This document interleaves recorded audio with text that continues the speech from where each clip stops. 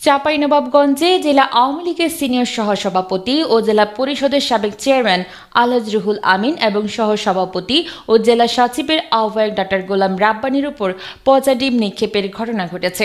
বুধবার দুপুরে চাঁপাইনবাবগঞ্জের আদালত চত্বরে এই ঘটনা ঘটে। আদালত চত্বরে সরজমিনে গিয়ে দেখা ও জানা যায়, চাঁপাইনবাবগঞ্জের আলোচিত শিবির নেতা আসাদুল্লাহ তুহিন হত্যা মামলার 2 ও 3 নং আসামি ডক্টর গোলাম রাব্বানী ও রুহুল আমিন উচ্চ আদালত থেকে আগাম জামিনে ছিলেন।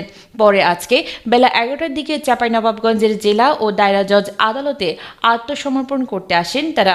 এই 2 আওয়ামী লীগ নেতার আসার খবরে সকাল থেকেই আদালত চত্বরে জড়ো হতে থাকেন জামায়াত ও শিবিরের নেতাকর্মীরা এবং আদালত চত্বরে তাদের বিচার দাবি করে মুহুর্মুহু স্লোগান দিতে থাকেন তারা।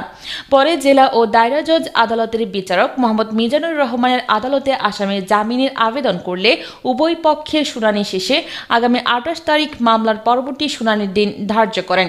আসামিদের রিমান্ড না দিয়ে পরবর্তীতে দিন ধার্য করায় আদালত চত্বরের জামায়াত ও শিবিরের নেতাকর্মীরা উত্তেজিত হয়ে পড়ে এবং আবারও মুহুর্মুহু স্লোগান দিতে থাকে।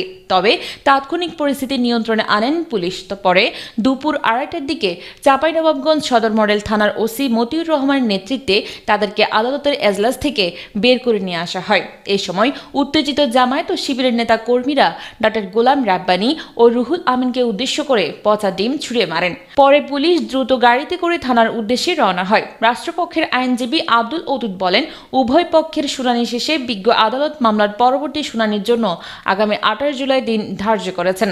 চাঁপাইনবাবগঞ্জে জেলা পুলিশ সুপার রেজাউল করিম জানান, আওয়ামী লীগের 2 নেতাকে পুলিশ হেফাজতে নেওয়া হয়েছে। তাদেরকে জিজ্ঞাসাবাদ চলছে। জিজ্ঞাসাবাদ শেষে প্রয়োজনীয় আইন অনুযায়ী ব্যবস্থা নেওয়া হবে।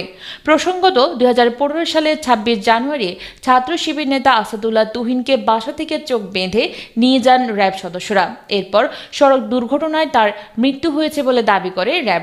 ঘটনার 9 বছর পর গত বছরের 25 ডিসেম্বর হত্যা মামলা দায়ের করেন আসাদুল্লাহ তুহিনের মামা মোহাম্মদ কবিরুল ইসলাম।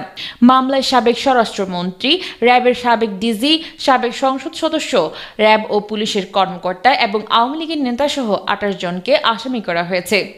Desk report, Chapai journal, Chapai.